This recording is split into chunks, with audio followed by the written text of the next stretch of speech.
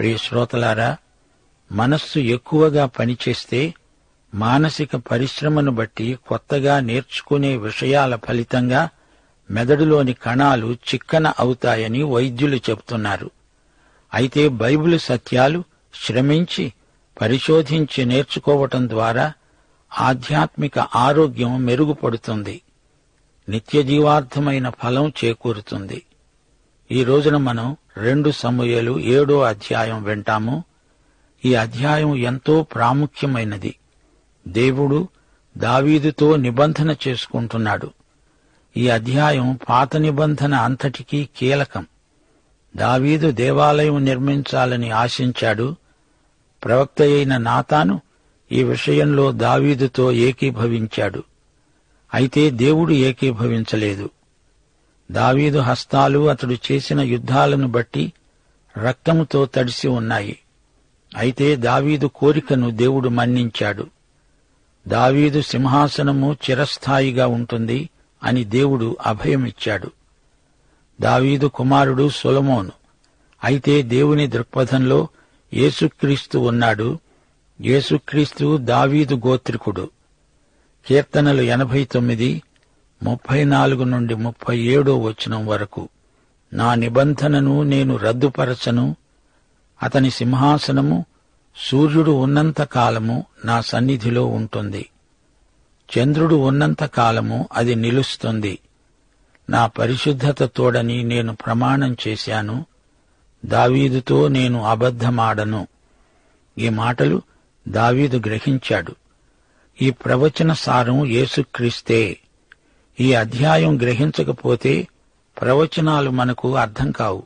అందుకే 2 సమూయేలు 7వ అధ్యాయం మీద ప్రవచనాలన్నీ ఆధారపడి ఉన్నాయి.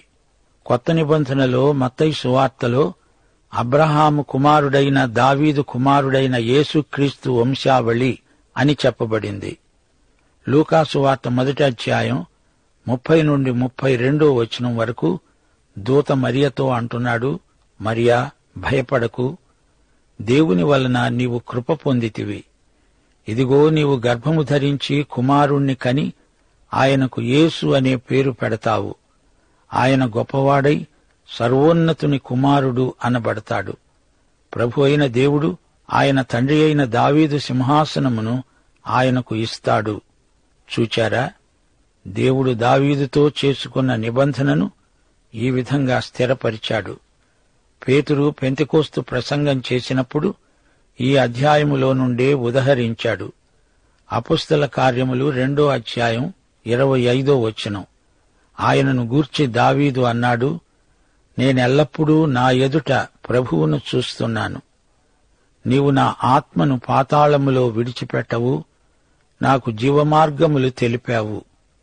సహోదరులారా, మూలపురుషుడైన దావీదు చనిపోయి సమాధి చేయబడ్డాడు. అతని సమాధి నేటి వరకు మన మధ్య ఉన్నది. దావీదు ప్రవక్త. యేసు పునరుత్థానమును ప్రవచించాడు. నేను నీ శత్రువులను నీ పాదముల క్రింద పాదపీఠముగా ఉంచే వరకు నీవు నా కుడిపార్శ్వమున కూర్చుండుమని ప్రభువు నా ప్రభువుతో చెప్పాడు. మీరు సిలువ వేసిన ఈ యేసునే దేవుడు ప్రభువుగాను క్రీస్తుగాను నియమించాడు. పేతురు ఏం మాట్లాడుతున్నాడు? దేవుడు దావీదుతో చేసుకున్న నిబంధనను ఉదహరిస్తున్నాడు. అనగా 2 సమూయేలు 7వ అధ్యాయాన్ని ఉదహరిస్తున్నాడు. రోమాపత్రిక 1వ అధ్యాయం 3వ వచనం. మొదటి 3 వచనాలలో పౌలు ఇదే అధ్యాయాన్ని ఉదహరించాడు.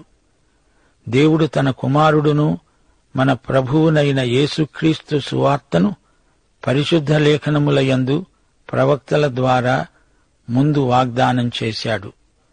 యేసుక్రీస్తు శరీరమును బట్టి దావీదు సంతానముగాను, మృతులలో నుండి పునరుత్థానుడైనందున పరిశుద్ధమైన ఆత్మను బట్టి దేవుని కుమారునిగాను ప్రభావమును బట్టి నిరూపించబడ్డాడు.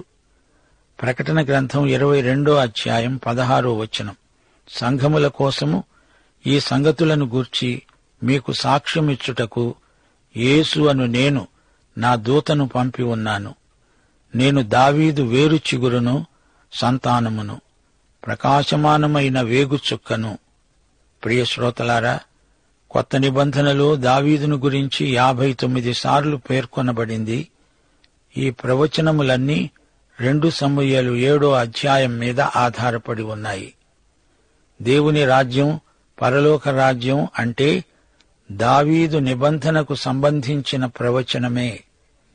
యిర్మీయా 23వ అధ్యాయం 5వ వచనం, రాబోయే దినాలలో నేను దావీదునకు నీతి చిగురును పుట్టిస్తాను. అతడు రాజై పరిపాలన చేస్తాడు. అతడు వివేకంగా నడుచుకుంటూ కార్యము జరిగిస్తాడు. భూమి మీద నీతి న్యాయాలను జరిగిస్తాడు. రాజ్యము అనే భావన ప్రవక్తల పాట, అదే ప్రవక్తల మాట. ఇప్పుడు 2 సమూయేలు 7వ అధ్యాయం 1వ వచనం నుండి వినండి. యెహోవా నలుదిక్కుల అతని శత్రువుల మీద అతనికి విజయమిచ్చి అతనికి నెమ్మది కలుగచేసిన తరువాత రాజు తన నగరియందు కాపురముండి నాతాను అనే ప్రవక్తను పిలువనంపాడు. నేను దేవదారుమానుతో కట్టిన నగరునందు వాసం చేస్తూ ఉండగా దేవుని మందసము డేరాలో నిలిచి ఉన్నది. నాతానన్నాడు, యెహోవా నీకు తోడుగా ఉన్నాడు, నీకు తోచినదంతా నెరవేర్చుకో. దావీదుకు కలిగిన కోరిక గొప్పదే. దేవునికి ఆలయం నిర్మించడం గొప్ప ప్రణాళిక. కాని దావీదు స్వయంగా ఆలయం కట్టకూడదు. దావీదు యెరూషలేమును తన రాజధానిగా ఏర్పరచుకున్నాడు. అప్పుడు తూరు రాజైన హీరాము సీయోను కొండపై దావీదుకు నివాస గృహము నిర్మించడానికి సహాయం చేశాడు. దావీదు మందసాన్ని యెరూషలేము వరకు తెచ్చాడు. దావీదు రాజభవనంలో కూర్చుండి మందసమును గురించి ఆలోచించసాగాడు. తాను రాజభవనంలో హాయిగా ఉన్నాడు. యెహోవా మందసం బయట ఉన్నది. ఎండకు ఎండుతూ వానకు తడుస్తూ ఉన్నది. దేవునికి మందిరం నిర్మించాలని దావీదుకు ఆలోచన తట్టింది. వెంటనే దావీదు నాతానును పిలిపించాడు. తన ఆలోచనలు నాతానుతో పంచుకున్నాడు. నేను దేవదారు నిర్మితమైన భవనంలో ఉండటమేమిటి? దేవుని మందసము డేరాలో ఉండటమేమిటి? నేను దేవునికి మందిరము కడతాను. నాతాను సరే అన్నాడు. నాతాను ప్రార్థన చేయకుండా దావీదు చెప్పిన దానికి తల ఊపుతున్నాడు. దావీదు ప్రణాళిక నాతానుకు మంచిగానే తోచింది. అయితే దేవుని తలంపు వేరే విధంగా ఉన్నది. దావీదు ఆలోచన మంచిదే కాని అది మరొకరి ద్వారా నెరవేరుతుంది. దావీదు దేవాలయానికి కావలసిన సామగ్రి అంతా సమకూర్చాడు. సొలొమోను కట్టాడు. సొలొమోను నిమిత్తమాత్రుడు. అసలు ఈ ఆలోచన దావీదుకు గదా కలిగింది. దానిని సొలొమోను దేవాలయము అనకూడదు, దావీదు దేవాలయం అనాలి. 4 నుండి 17వ వచనం వరకు. అయితే ఆ రాత్రి యెహోవా వాక్కు నాతానుకు ప్రత్యక్షమై సెలవిచ్చినదేమనగా, నీవు పోయి నీ సేవకుడైన దావీదుతో చెప్పు, యెహోవా ఆజ్ఞ, నాకు నివాసముగా ఒక మందిరాన్ని కట్టిస్తావా? ఈజిప్టులో నుండి నేను ఇశ్రాయేలీయులను రప్పించిన నాటి నుండి నేటి వరకు మందిరములో నివసింపక డేరాలోనూ గుడారములోనూ నివసిస్తూ సంచరించాను. నాతాను చేసిన పొరపాటును దేవుడు సవరిస్తున్నాడు. నాతాను దేవుణ్ణి సంప్రదించకుండా దావీదుకు తన ఆమోదాన్ని తెలియచేశాడు. దేవుడు ఆలయాన్ని కట్టమని ఎవరికీ చెప్పి ఉండలేదు. దేవుడు అంతవరకు గుడారాలలోనే ఉన్నాడు. 2000 సంవత్సరాల క్రిందట యేసు ప్రభు ఈ లోకానికి వచ్చాడు. క్రీస్తే ఆలయం. యోహాను సువార్త 1వ అధ్యాయం 14వ వచనం, వాక్యము శరీరధారి అయి కృపాసత్య సంపూర్ణుడై మన మధ్య నివసించాడు. తండ్రి వలన కలిగిన అద్వితీయ కుమారుని మహిమ వలె మనము ఆయన మహిమను కనుగొన్నాము. వాక్యము నివసించింది అంటే గుడారం వేసుకున్నది అని అర్థం. యేసుక్రీస్తే దేవుని గుడారం. దేవుడెల్లప్పుడూ తన ప్రజలతో తనను తాను సంయుక్తపరుచుకుంటాడు. ఇశ్రాయేలీయులతో కూడా నేను సంచరించిన కాలమంతా నా జనులను పోషించండి అని నేను ఆజ్ఞాపించిన ఇశ్రాయేలీయుల గోత్రములలో ఎవరితోనైనా దేవదారుమయమైన మందిరం ఒకటి మీరు నాకు కట్టించలేదే అంటూ నేనెన్నడైనా అన్నానా, అడిగానా? మందిరం కట్టించాలనే ఆలోచన దావీదు మనస్సులోనే పుట్టింది. అది దేవుని ఆజ్ఞ కాదు. దేవాలయం నిర్మించడానికి ఈ ఆలోచన కలిగినందుకు దేవుడు దావీదును అభినందిస్తున్నాడు. కాబట్టి నీవు నా సేవకుడైన దావీదుతో చెప్పు, యెహోవా ఆజ్ఞ, గొర్రెలు కాస్తూ ఉన్న నిన్ను గొర్రెల దొడ్డిలో నుండి తీసి ఇశ్రాయేలీయులు అనే నా జనుల మీద అధిపతిగా నియమించాను. దావీదు, నేను నిన్ను ఏర్పరచుకున్నప్పుడు నీవు ఒక కాపరి బాలుడివి. అలాంటి నిన్ను నా ప్రజలకు రాజుగా నియమించాను. నీవు పొయ్యే చోట్లనెల్లా నీకు తోడుగా ఉండి నీ శత్రువులనందరినీ నీ ఎదుట నిలువకుండా నిర్మూలం చేసి లోకములోని ఘనులైన వారికి కలిగే పేరు నీకు కలుగచేసి ఉన్నాను. అవును, దేవుని జాబితాలో దావీదు పేరు ఉంది. మహావ్యక్తులలో దావీదు ఒకడు. రాజులందరిలో దావీదుకు ఒక ప్రత్యేక స్థానం ఉన్నది. దావీదు సింహాసనం స్థిరమైనది. 1000 ఏండ్ల పరిపాలనలో దావీదు ప్రముఖ పాత్ర వహిస్తాడు. యేసుక్రీస్తు దేవుని రాజు. ఆయనకు దావీదు గొప్ప సామంతుడు. ఇశ్రాయేలీయులు అనే నా జనులు ఇకను కదిలించబడకుండా తమ స్వస్థలమందు నివసించున్నట్లు దానియందు వారిని నాటి, పూర్వము వారి మీద నేను న్యాయాధిపతులను నియమించిన తరువాత జరుగుతూ వచ్చినట్లు దుర్బుద్ధిగల జనులు ఇకను వారిని కష్టపెట్టకుండా చేసి నీ శత్రువుల మీద నీకు జయమిచ్చి నీకు నెమ్మది కలుగచేసి ఉన్నాను. ఇది యెహోవా వాక్కు. నేను నీకు సంతానము కలుగజేస్తాను. 3000 సంవత్సరాల క్రిందట దేవుడు ఈ నిబంధన చేశాడు. ఇది ఇంకా పూర్తిగా నెరవేరలేదు, అయితే తప్పక నెరవేరుతుంది. గనుక నాతాను, ఈ సంగతి నీవు దావీదుకు చెప్పు. దావీదు స్వయంగా కట్టడు, అతని చేతులు రక్తంతో తడిసినవి. అయితే నీ కుమారుని ద్వారా నీ కోరిక సిద్ధిస్తుంది. ప్రియ శ్రోతలు, గమనించారా? దావీదు కోరిక పూర్తిగా క్రీస్తునందే నెరవేరుతుంది. దావీదుతో దేవుడు చేసుకున్న రాజ్య నిబంధన ఇది. దావీదు గృహము ద్వారా మెస్సియా వస్తాడు. దావీదు సింహాసనము శాశ్వతమైనది.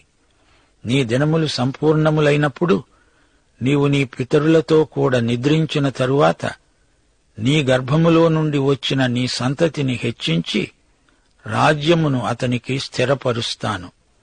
దావీదు దేవుని కోసము గొప్ప కార్యం చెయ్యాలనుకున్నాడు. గాని అంతకంటే గొప్ప కార్యం దేవుడు దావీదు పట్ల జరిగించాడు. అతడు నా నామ ఘనత కొరకు ఒక మందిరము కట్టిస్తాడు. అతని రాజ్య సింహాసనమును నిత్యముగా నేను స్థిరపరుస్తాను. నేనతనికి తండ్రినై ఉంటాను. అతడు నాకు కుమారుడై ఉంటాడు. అతడు పాపము చేసిన ఎడల నరుల దండముతోనూ మనుష్యులకు తగిలే దెబ్బలతోనూ అతణ్ణి శిక్షిస్తాను. నిన్ను స్థాపించడానికి నేను కొట్టివేసిన సౌలునకు నా కృప దూరమైనట్లు అతనికి నా కృపను దూరము చెయ్యను. నీ మట్టుకు నీ సంతానము, నీ రాజ్యము నిత్యము స్థిరమవుతాయి. ఈ మాటలన్నీ తనకు కలిగిన దర్శనమంతటిని బట్టి నాతాను దావీదునకు వర్తమానం తెలియచెప్పాడు. ఈ వచనాలలో దేవుడు యేసుక్రీస్తును గురించి చెబుతున్నాడు. సొలొమోనే కాదు, యేసుక్రీస్తు వరకు ఈ ప్రవచన రేఖ పొడిగించబడింది. ఒకానొక రోజు యేసు ప్రభు దావీదు సింహాసనం మీద కూర్చుంటాడు. లూకాసు వార్త 1వ అధ్యాయం 32వ వచనంలో గబ్రియేలు తెచ్చిన కబురు. ఆయన గొప్పవాడై సర్వోన్నతుని కుమారుడనబడతాడు. ప్రభువైన దేవుడు ఆయన తండ్రి అయిన దావీదు సింహాసనమును ఆయనకిస్తాడు. సోదరీ సోదరులారా, గమనించండి. దేవుడు యేసుక్రీస్తుకు తండ్రి. ఆ దేవుడు నీకు నాకు నూతన జన్మ ద్వారా తండ్రి అవుతున్నాడు. తండ్రి కాబట్టి శిక్షిస్తాడు. తండ్రి అయిన దేవుడు కుమారుడైన దేవుడు. మనము క్రీస్తును బట్టి దేవుని కుమారులము, కుమార్తెలము. అయితే మన అతిక్రమములు, పాపములు ఆయన మీద మోపబడ్డాయి. ఆయన పొందిన గాయాల చేత మనకు స్వస్థత. దావీదు గోత్రమందు జన్మించిన యేసు లోక పాపముల నిమిత్తమై శిలువ మీద చనిపోయాడు. యెషయా 53వ అధ్యాయంలో ఈ చిత్తరు స్పష్టంగా కనపడుతోంది. ఆయన గాయముల చేత మనకు పాపరోగము నుండి సంపూర్ణ చికిత్స. దేవుని నిబంధన ఎన్నటికీ వీగిపోదు. దావీదు నిబంధన శాశ్వతమైనది, ఆచంద్రతారార్కమై శాశ్వతమై నిత్యము నిలిచే నిబంధన. దావీదు సింహాసనము 1000 ఏండ్ల పరిపాలన నుండి నిత్యత్వములోనికి కొనసాగుతుంది. 18వ వచనం, దావీదు దేవుణ్ణి ఆరాధిస్తున్నాడు.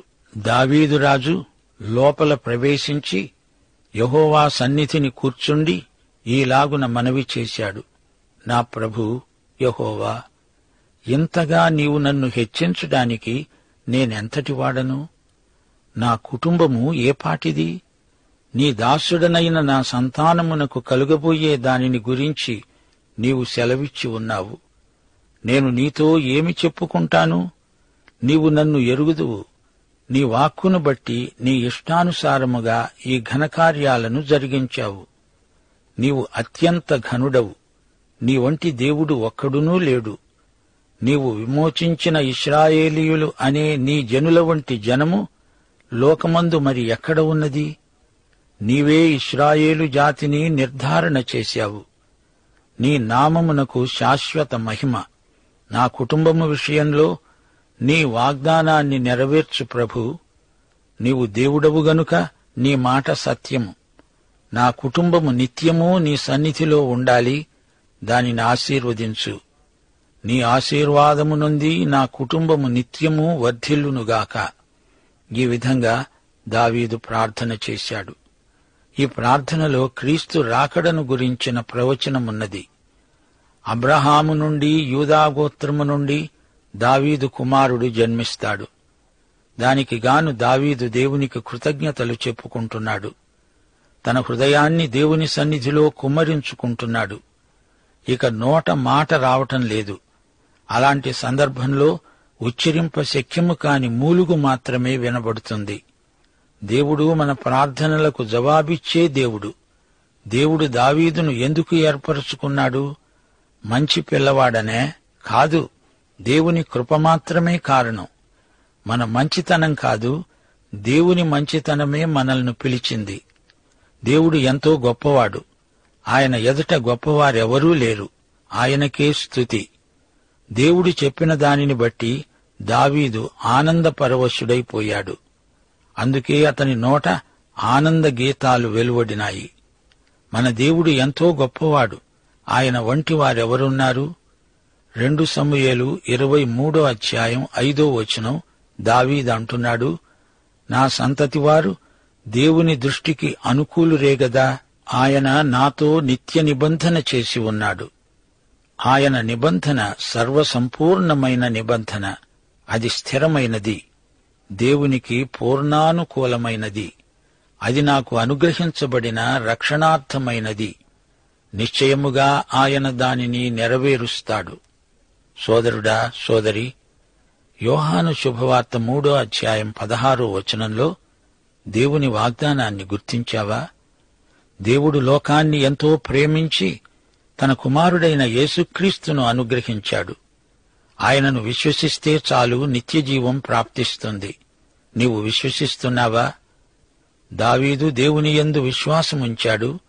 అబ్రహాము, మోషే, యెహోషువ మొదలైన వ్యక్తులు విశ్వాసాన్ని బట్టి నీతిమంతులయ్యారు. నీవు కూడా విశ్వాసముంచితే, యేసే రక్షకుడని నమ్మితే రక్షించబడతావు. దేవుడు నీతో నాతో చేసుకున్న నిబంధనకు యేసుక్రీస్తే మధ్యవర్తి. పాఠం సమాప్తం. ప్రభు అయిన యేసుక్రీస్తు వారి దివ్య కృప, తండ్రి అయిన దేవుని పరమ ప్రేమ, పరిశుద్ధాత్మ యొక్క అన్యోన్య సహవాసము మనకందరికీ నిత్యత్వము వరకు తోడై ఉండునుగాక. ఆమేన్.